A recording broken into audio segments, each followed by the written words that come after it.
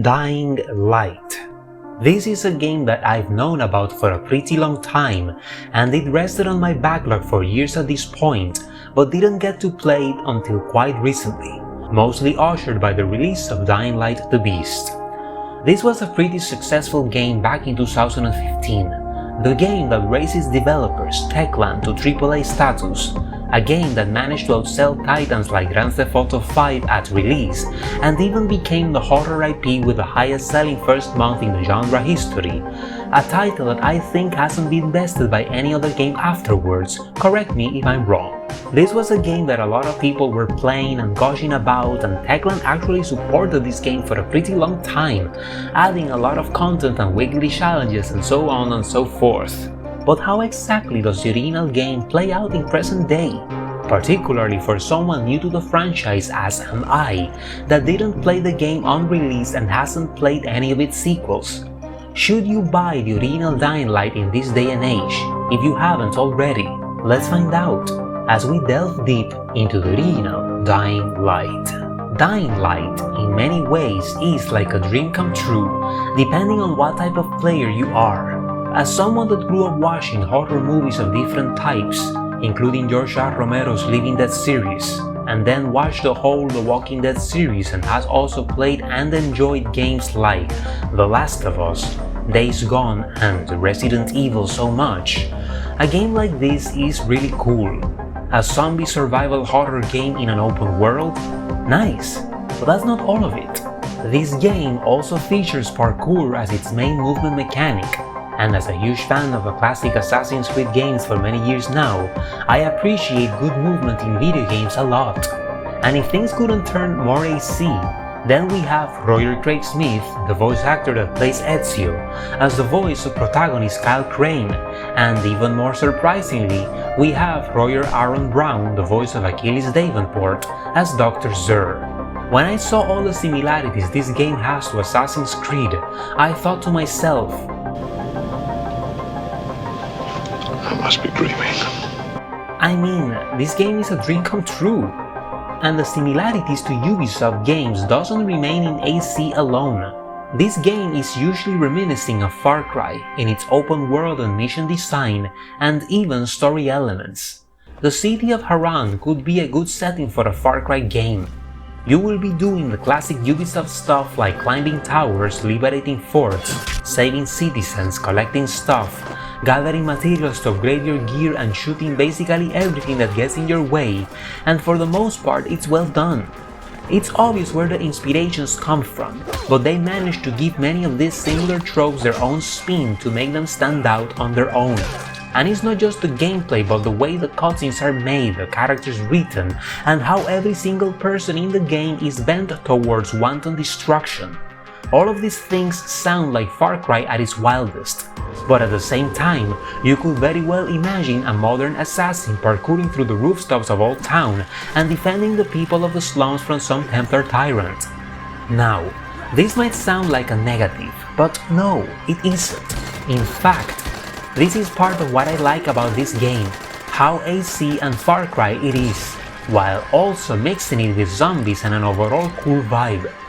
Everything about this game, from the ethnic, electronic, and at times 1980s cyberpunk-esque music, to the story, gameplay, and overall vibes, oozes with video game coolness.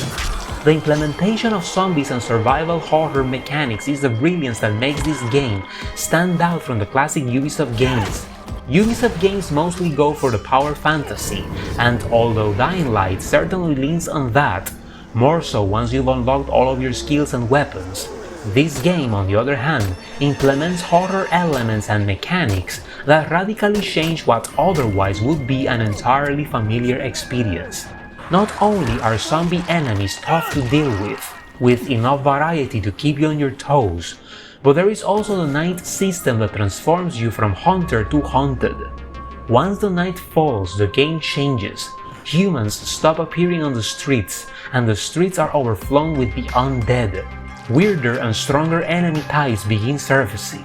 Night volatiles with a cute hearing and an incredible jumping skill that can outrun you in seconds. This is part of the brilliance of how nighttime works in Dying Light, because during daytime, Parkour is your strongest tool because most enemies, with the obvious exception of the runners, cannot climb like you can. However, these night hunters are able to leap tall buildings on a single bound, so once you activate them, the best thing you can do is run to a safe house because the roofs will not be sufficient to distance yourself from them. Zombies and horror is what makes this game different to AC and Far Cry. But in terms of its closer similarities to Ubisoft games, there are some things that I think this game actually does better, like the quest management, particularly when it comes to side missions. Main story missions in Dying Light are handled pretty similarly to how they are handled in Far Cry 3. Linear missions that most of them take place within isolated maps, with scripted encounters that mostly remove the idea of freedom the open world so greatly instilled in the player.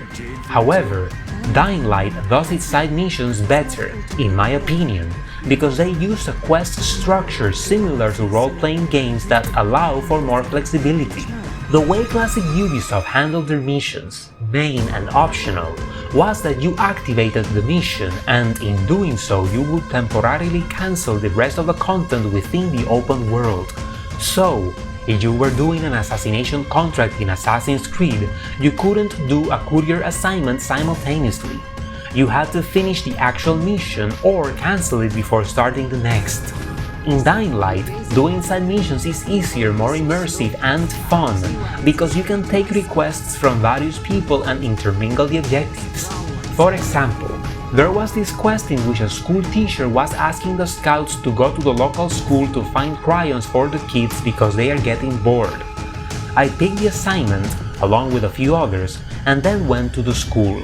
When I arrived, however, I encountered the former governor of Harran, who was taking refuge with his family and bodyguards, and he asks me to kill a group of hoods who are after his head. I accepted the mission, did all the ins and outs of it, and a few other assignments while I was out, and all of this I did with the Cryon mission still active. Afterwards, I could return to headquarters and give everyone their gifts without having to cancel anything, and now I have a very grateful teacher and a lot of kids painting on the floor while humming tuneless music.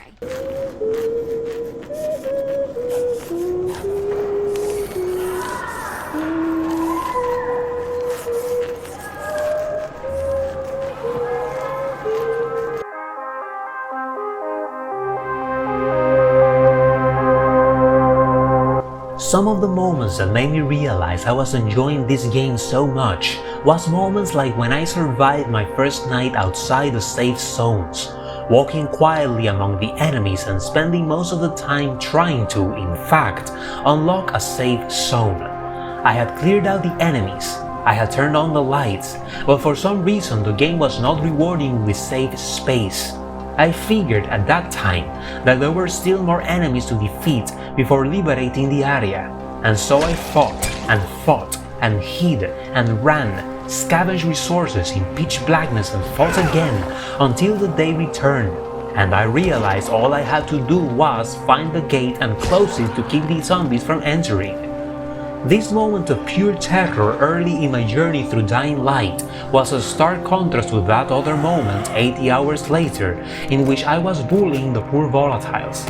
Having learned that safe houses restock your ammo, I was tiptoeing the line between safety and danger to lure the volatiles to me where I could blast them, and when things got out of hand all I had to do was take the one cautious step back and all would be well. The safe houses would refill my ammo and the ultraviolet lights would burn the zombies to death. This way, I could easily complete the volatile bounty that I had due to this year's Halloween event, getting my reward, a gold tire sword called Sword of the Night, which is pretty good, particularly for early game content. This is one of those games that changes as the story evolves and as you complete quests. Most of these changes apply to the gameplay, like adding more ziplines if you help the weird Russian twins, or German, I'm really not sure, or more light to the city at night if you do all of Alfie's missions. However, some changes are more subtle and more environmental than gameplay oriented. Remember the story about the kids and the Cryons? Well, Sometime later, I went to my room within the tower and found out that the kids had drawn on the walls of my room a picture of the tower and a drawing of me with a Superman cape in gratefulness for helping and defending the people of the tower. Even if the NPCs in Dying Light aren't the most reactive or interesting to watch, the world itself is very interesting, serving not only as a playground, but as a canvas for environmental storytelling. You will often see posters of the athletic games that were going to take place before the outbreak began, pictures of Jade as a kickboxer before the zombie invasion turned her into an obsessed survivalist, and pictures of the governor of Haran, as well as encounter random NPCs throughout the game world that tell their unique stories and flesh out more of the backstory of the game and its main characters. It was always exciting to recognize more and more of the game world and its people the more I explored. Nothing stood out the first time I saw the governor's poster, but after talking to the man in person, I started picking out his posters everywhere. Another moment that stood out was the first time an outside player came to my world in the form of an ally and not a night hunter. Up until then, all that came into my world were night hunters, hunting me, killing me, and trolling me. But this guy, Astver, was a nice guy. Having way more levels than I, he had already unlocked a lot of skills and weapons that I could only dream of. So he led most of the charge while I supported him, or at least tried to, because mostly he would go out of his way to save me from some biter's maw. Quickly noticing my inexperience, he then proceeded to give me bladed weapons that could do more damage. We couldn't talk or write to each other, so he would get my attention with his UV flashlight each time he was giving me a gift. He would also guide me to areas with secret stash of supplies and open more complicated locks. We played for hours, and for the first time in my Dying Light experience, I felt like I was truly supported in such a hostile world. The online component of this game is surprisingly active, and this is a 10-year-old game with 2 sequels. The experience reminded me of Dark Souls, in which you get to meet many types of players, the decent players that help you fight bosses, the invaders that appear at the worst possible moment to steal you of your humanity and then feast on your corpse, and the phantom shades that warn you of an incoming danger or hidden treasures, and the trolls that usher you to jump off the cliffs and hit solid walls that hide no secrets. I was also reminded of AC Unity's co-op missions, in which you also find all types of players, the goon hosts that run around killing everything, the occasional more thorough player that at least tries to strategize, and the cowardly traitors that leave you behind with 7 or 8 guards trying to kill you. Online gaming is messy but fun, because you are actually playing a game that is not scripted with NPCs that are humans and therefore not as predictable as AI characters can be. However, the trolling is endless. For one Astver that helped me, I met 10 Bob SpongeBobs that chased me through the night, constantly interrupting whatever I was doing in the game. The haunting was so frequent that I eventually turned the online off, for otherwise I wouldn't be able to play the rest of the game. I might turn it back on someday, but not until I've unlocked more guns to deal with these night hunters and their heavily guarded nests. Now, despite all the positive experiences and all the things this game does well, there are some aspects about it that I consider weren't well thought out that made the game needlessly hard, obtuse, and at times dragging. Even if the gameplay is fun and addictive, the missions by themselves aren't always the best. Story missions always revolve around dealing with obnoxious characters that send you to do some fetch quests while treating you like garbage. But even worse than those were the challenges given by certain characters throughout the open world. God, I hated these guys. The challenges were absurd to begin with, and second, each time you fail you have to listen to a 15 or 20 seconds long speech about how you failed miserably each and every time you failed a challenge. The problem is not the speech itself. The problem is that you cannot skip it or restart the challenge immediately, forcing you to wait it out for the prompt to reappear. Eventually, I gave up on these challenges not because I didn't want to do them, The parkour challenges in particular are a lot of fun, but because of these guys with their unskippable speeches. Listen to this. Cut. Look, that was terrible. The only thing you were killing out there was my movie. Now we can try again, but only because this isn't costing me anything. And listen to this. Crane, that's not really what I was looking for. We need people to survive out there. Maybe you should go home and get some rest or something. And then imagine listening to those same dialogues 30 times without being able to skip them. Now you know how annoying they can get. The thing is that there are other challenges interspersed through the world that you can do without intros or needless outros. Posters that you find throughout the game world that you can interact with and start a challenge. Why weren't all challenges like this? Another set of obnoxious quests were the defense missions, in which you have to listen to another boring speech each and every time you try the mission, only for the character to run off with the speed of an elusive cat, running into all sorts of hordes, and sometimes even bugging out on you so you can't finish the mission, forcing you to go back to the starting point, listen again to the intro speech, only for the guy to kill himself this time by running straight into the maws of a horde of biters. The odds in these missions are so steep that you are better off trying to do them with a friend during co-op, and once you have unlocked the grappling hook so you can keep up with these morons, because otherwise these missions are too difficult, too boring, and the payoff not worth it. I was reminded once again of AC Unity's co-op missions, which some of them were so overwhelmingly hard so as to motivate you to call friends. Most of those missions you can do alone with a maxed out Arno, but some others, like the tournament mission, is impossible to do unless you have various players accomplishing the very tight objectives within the very limited time given to them. Another thing that bugged me to death was the atrocious respawn system of this game. How enemies remember you when you die, removing any opportunity of trying out a different strategy. How the game is constantly dropping you into safe zones, forcing you to constantly run back to missions, and sometimes the game will spawn you in the weirdest of places. I lost count on the many times the game spawned me inside a Hell Raid mission, simply because the game prioritizes that mission over the others, and I would have to leave that mission, respawn within the tower, and then run back to where I left the game the night before. This becomes even more annoying once you unlock Sector 0, because now you have to fast travel even more and see yet another load screen. This problem is reduced a little once you reach the hub area of the Hell Raid mode, in which you can fast travel directly to Sector 0. But even then, it's still a nuisance that should be fixed by Techland. Some other times the game would spawn me already inside a story mission, when that wasn't exactly what I wanted to do at the moment, forcing me to run away from the mission or do it when I didn't want to. Sometimes it got even worse, like the radio tower mission in Old Town, in which I died early on to this guy that was immune to headshots, and then the game respawned me at the heart of the building, way beyond the point where I had actually died. And to make things worse, the game spawned me right in front of a group of soldiers who were pointing at me with machine guns and killing me on sight. All of a sudden, I was within a death loop of misery that was not funny or immersive or any of that crap, and getting out of that situation required of several retries.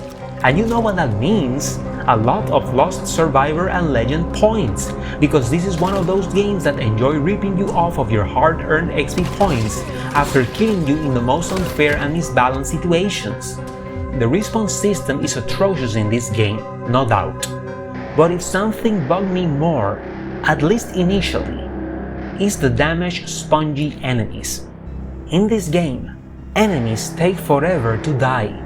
Zombies I can handle, but when you shoot a human enemy 5 times in the chest, 2 times in the mouth, and 3 times in the legs, and he still charges at you as if nothing happened, that's when I start to really lose it. This game commits the cardinal sin of giving you the illusion of stealth. Unaware enemies patrolling and talking idly, you sneak on them, and then you realize the game is not giving you any prompts to take them down, silently. No button appears on screen, press E to take them down, or press F. You figure that if nothing is appearing, then you should strike at them with your main weapon. Well, you do that, and what Kyle does is strike at the enemy with a regular attack. There is no significant damage bonus for doing that like in most RPGs. The enemy doesn't die, and now he is fighting back while calling all of his pals for aid. All of a sudden, what should have been a cool stealth moment that rewards your careful planning and execution with the reward of a silent takedown is shattered with a messy fight within a game system that is obviously more inclined to fighting zombies than humans. Even worse than that, once the enemies charge at you, you throw them a grenade and this happens.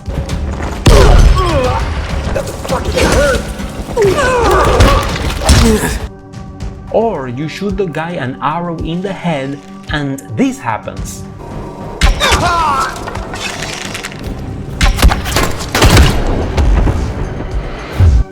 It's ridiculous that an arrow through the head or a well-thrown grenade might possibly not kill the enemy, but then you throw him to the ground and with the appropriate skill unlocked, you can squash any human's head as if it was made of gelatin. Literally what I just said. Your 13-sized boot is stronger than any headshot in the game. These enemies become even more annoying while indoors because you don't have enough space to vault over them, and since they are humans, they are smarter than zombies and dodge more of your attacks. I think human enemies should have been smarter but weaker than zombies, for otherwise they become more threatening than even some of the strongest zombies in the game.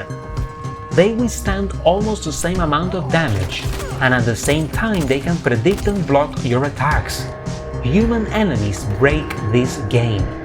This game also commits the mistake of locking the most basic moves behind a skill tree. I can't stab some unaware person in the back because I don't have the right skill that teaches me how to stab cerebellums. Until then, if I hack someone with a battle axe on top the head, he's not going to die because I don't have the appropriate skill. I can't finish a stunned or prone enemy because I don't have the adequate skill to do that. Because for some reason something is keeping me from hacking the enemy with my hatchet or stabbing them in the heart with my military blade. You can't do that, but all you do is hit them with an average attack. You have to unlock a skill so that you can squash their heads and finish them immediately. What makes games like The Last of Us so fun and immersive is that enemies react realistically to your actions. Joel, even during a fresh playthrough, is capable of doing most things, like silent takedowns, ground pounds, headshots, backstabs. You know, bladed weapons can actually penetrate human flesh in this game, imagine that?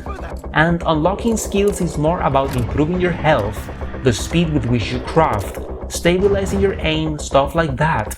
It's all about improving what you already have, not give you basic skills that any competent video game protagonist should have from the get-go like it's the big thing. Even games like Days Gone, which suffers of similar issues to Dying Light, at least allows you to take down basic enemies from the very beginning if you manage to sneak on them. I can accept that Kyle Crane learns complex parkour moves through time and practice, but, I mean, stabbing an enemy in the back? Come on! This guy is a trained soldier and undercover agent. He should know basic defense and guerrilla techniques from the very beginning of the game. However, you end up grinding for days to be able to unlock the takedown skill that allows you to take enemies from behind. This is literally the first ability that you learn in games like Far Cry 3 and Ghost of Tsushima, but in Dying Light I had to play for weeks on end to learn it. Now, most of these issues were fixed when I restarted the game on normal difficulty. It so happens that hard and nightmare difficulty are designed more for New Game Plus mode and co-op than for solo first-time playthroughs. During normal mode, enemies can still pack a punch, but now your blows are similarly powerful. All of a sudden headshots were working, as you can see on screen right now. Throwing blades become more viable and you don't have to break your weapon to keep a zombie from standing again.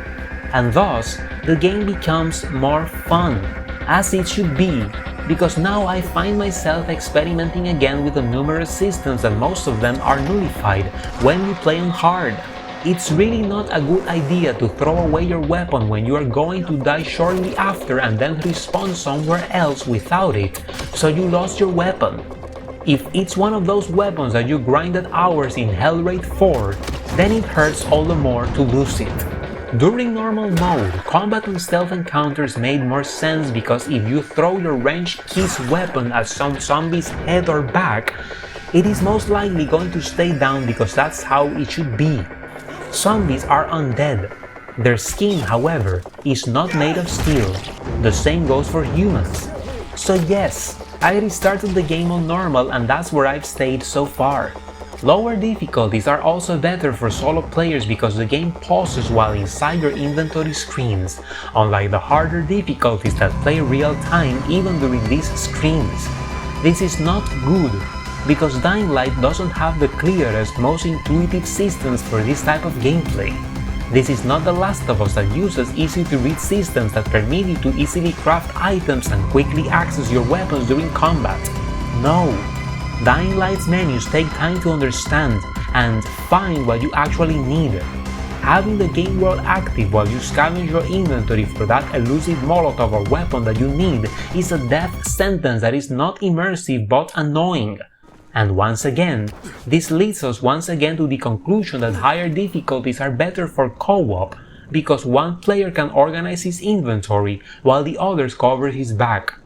I definitely recommend any solo player to play on normal or story mode, particularly during a first playthrough, for otherwise, you might tarnish what is ultimately a great game, with these frustrating encounters that doesn't work as they should, and therefore you will spend too much time trying to compensate with endless grind to gather overpowered weapons that break on you all too soon and won't do much of a difference in the end because hard and nightmare modes are heavily misbalanced and overpowered weapons cannot fix that.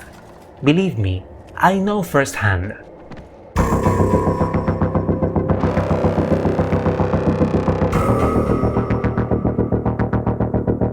One of my favorite things about Dying Light is its leveling system, because it rewards player execution.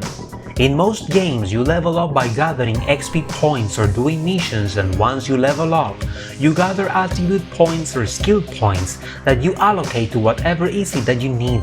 The funny thing about this type of system is that you often end up killing hundreds of enemies in order to gather skill points to improve your picklocking skills, which has nothing to do with fighting enemies.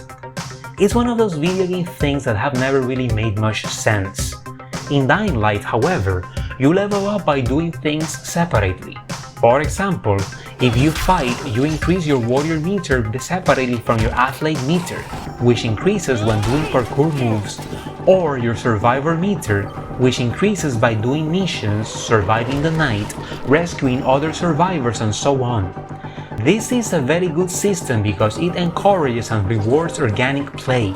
You become better at fighting the more you fight.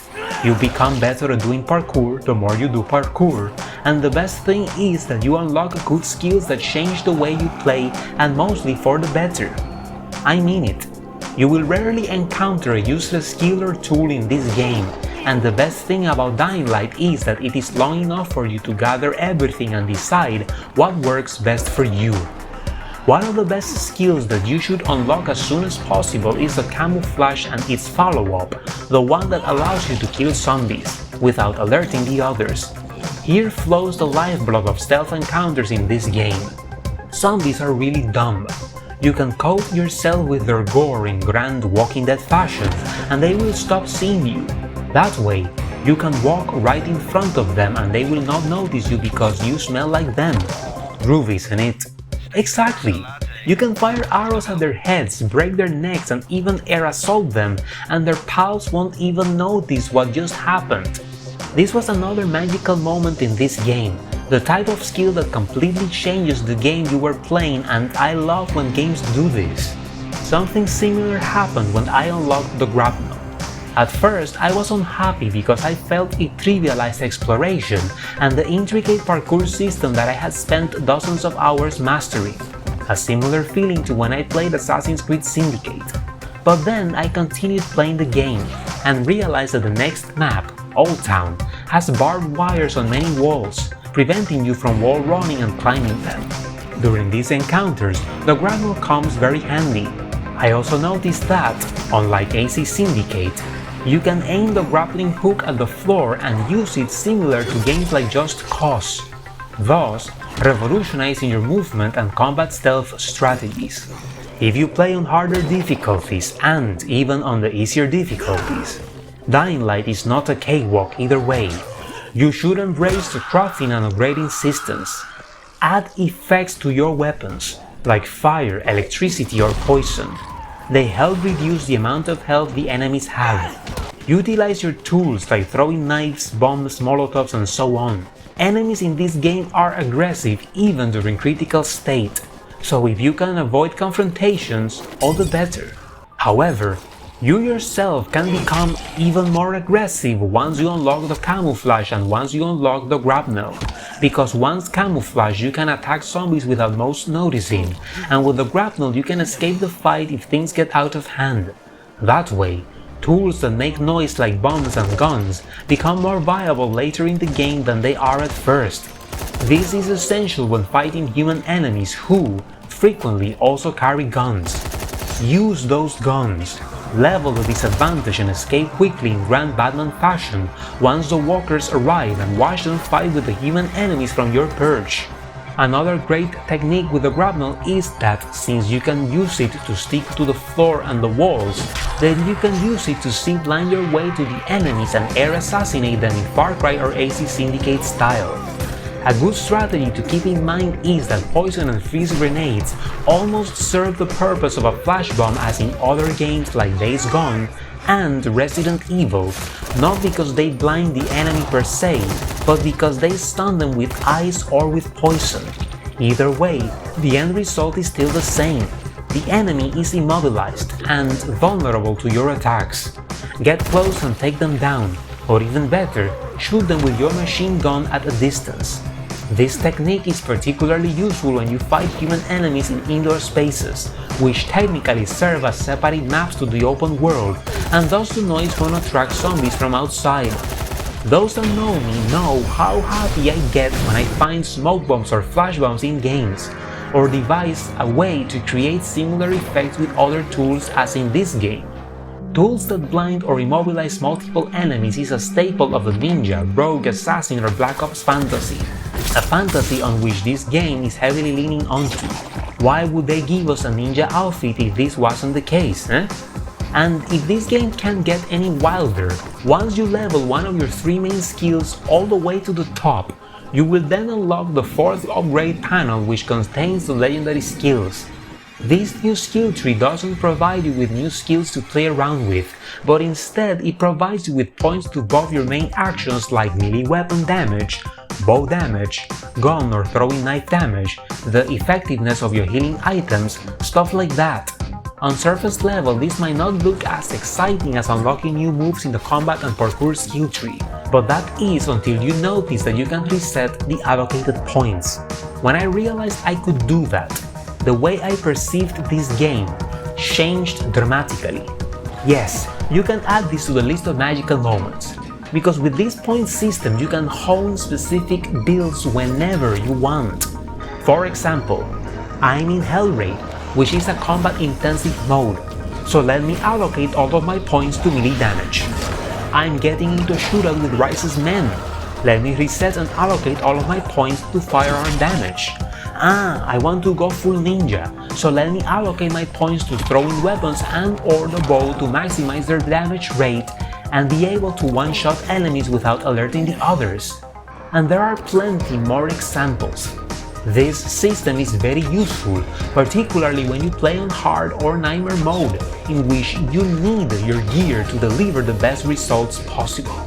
Once you understand this game and its mechanics, you will realize that it is a very good sandbox with a lot of skills and tools and a lot of context to use them. Do that. Embrace the sandbox and its systems, and you will find yourself loving this game. I'm gonna get medieval on your ass.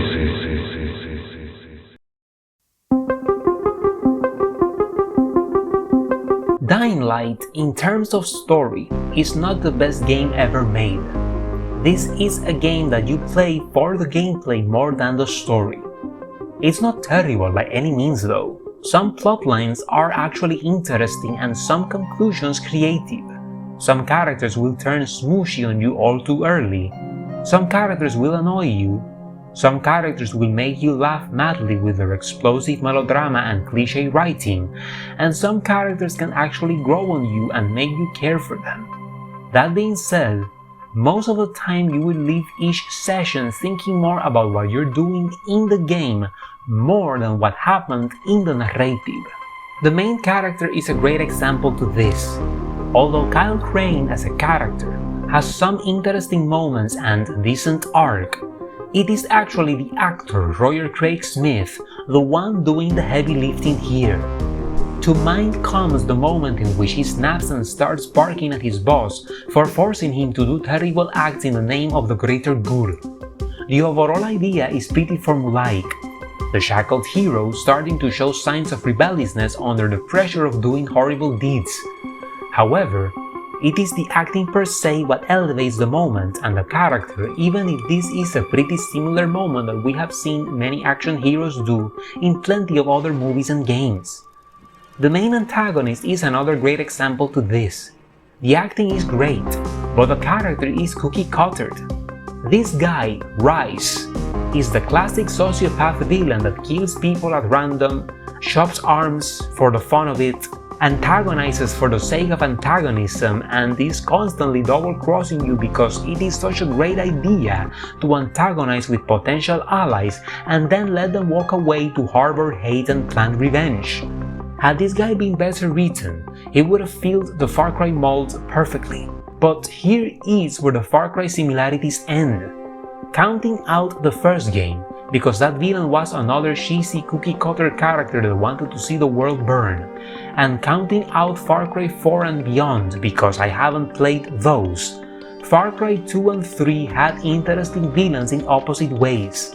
Far Cry 2's Jackal was such an interesting character because this guy at the core is really not evil in the classic sense, and more so when you put him at contrast with the other warlords and secret agents that are plotting in the fictional African state.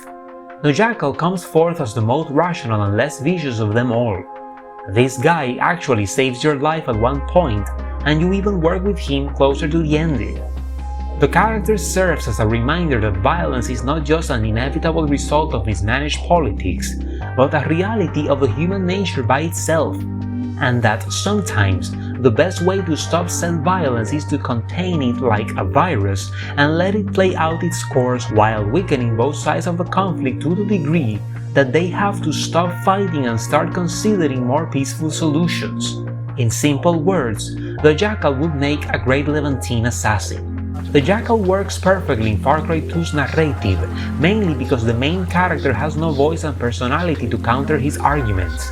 The Jackal, therefore, serves as the voice that fills your thoughts as you play and enlightens your perspective as you tackle the horrors and confusion of a war-torn country. Far Cry 3's Vaz Montenegro is the exact opposite to the Jackal. This guy is a neurotic person that was abused by his sister during his youth and grew up to become a drug addict henchman to a drug overlord. In the grand scale of things, Vaz is a pretty unimportant person. But in the eyes of protagonist Jason Brody, Vaz is the monster that killed his elder brother Grant and kidnapped his brother Riley along with his girlfriend and college buddies.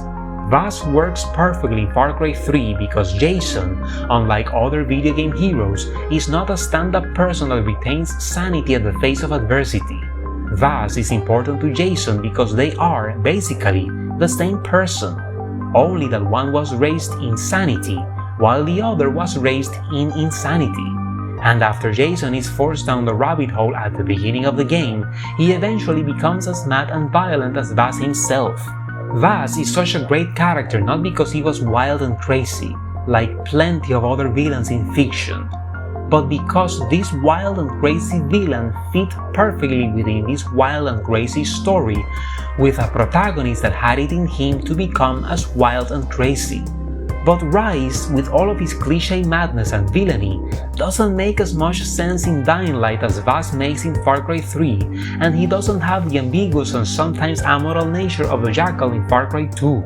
Now, this might sound like Rise single-handedly sinks the game. No, he doesn't. He works for what he is. But he is the clearest example to why Dying Light's narrative has never been the game's strongest angle. Most stories are elevated by the quality of the hero and the quality of the villain. Crane and Rise are not bad characters, but neither are they good. They simply do not fit as rivals as well as other characters in other stories do. It's funny that Dying Light tells a better story through its world than through its characters. What further confirms that the emphasis in this game is the open world and you as a player within it, and not the story or the characters per se. The difference between the slums and old towns speaks volumes about the former state of the city and how bad it was long before the same zombie outbreak even began. How these people were being exploited and lied to with the idea that farming oil and athlete games would enhance their lives and enrich their wallets, when in reality all the money ended up enriching foreigners instead that doesn't even live in town and care not at all for the concerns of the local folk. Even after the zombie outbreak, outside parties that call themselves heroes and were supposed to help the citizens that are quarantined within the city are, in truth, conniving leeches seeking to exploit and even weaponize their suffering. And the funniest thing is that most of this you learn simply by exploring, reading lost letters and diaries, talking to random NPCs, observing the world and piecing it together with the evolving story. One of these encounters even humanizes the villain more than the main story ever did. This is one of the rarest games in which random encounters end up being more engaging and thought-provoking than the main story itself. Weird. Dying Light is the perfect embodiment of a rough diamond, an ambitious work of art that tries to piece together a lot of differing ideas into a cohesive whole, and 70% of the time works and the other 30% of the time fumbles and at times even crashes. As an open world, this game is great. Graphically speaking, it holds up very well. I mean, even the character models, the department in which graphical age is more noticeable, look well for what they are, and the world design is almost perfect. Each district stands out from the other. They are both perfectly designed for parkour and combat, and even for some solid stealth encounters once in a while. No other game that I have played manages a day and night system as neatly as this game does. Nighttime feels different, and my god, was it terrifying to be chased by volatiles. But then we have a mediocre story with forgettable characters. Then we have the needless RPG systems that transform what should have been a hardcore survival horror experience with intense action moments into a needless and boring grind. We also have the damaged, spongy enemies that don't die even if you throw Excalibur at their heads, boring and poorly designed side content with obnoxious NPCs, and as if all of these things aren't enough, we then have the worst offender, the atrocious, the horrendous, the true villain of this game that is the respawn system. My god, I have seen bad respawn systems in my time, but this game takes the crown. All of these things put together drag down what otherwise is a very good game, and a competent alternative for Assassin's Creed and Far Cry fans. This is a very good game that, to be honest, hasn't aged a single day. So play it. I definitely recommend you do, especially if you like zombie movies and games, and if you like franchises like Assassin's Creed and Far Cry. But play on the lower difficulties. Hard or Nightmare mode are designed clearly for co-op. If you want to tackle them, then tackle them with friends. Friends always enhance these games in any case, so play with friends. However, if you want to play solo, as I do most of the time, then play on normal, or even better, play on story mode. One or the other, Dying Light is not a cakewalk. It's still a tough game, it's still going to kick your ass, The only difference is that now enemies are not bullet sponges and thus your attacks do more realistic damage. This is also a fairly well designed game in terms of content. The systems are so fun that they alone motivate second and third playthroughs, and in any case, the game as a whole is not as long as other open worlds at the time and afterwards. As I've said before, Dying Light is long enough for you to learn and master its systems, and then enjoy your experience and high-level character for a while longer. So yeah, buy it, play it, and have fun. And that's all I've got for today. Do let me know your opinions with this game. Have you played it? Have you not? If you have, how was your experience then? Let me know everything in the comments down below. Now, I will try to upload one more video before the year is done, and this video has to do with a certain franchise that I talk about very much in this channel, and a specific game that, similar to Dying Light, has provided me with so many wonderful moments as well as annoying, even exasperating ones. Here's a little peek. There it is. Until that video comes out, however, you might want to watch another video, similar to this, which is about me explaining the several reasons to why I love The Last of Us 1 so much, and this one should be appearing on screen right now. With that said, I want you to have a great rest of your day and or night. Be wary of stalkers shambling outside your windows because they might be infected, and as always, stay safe.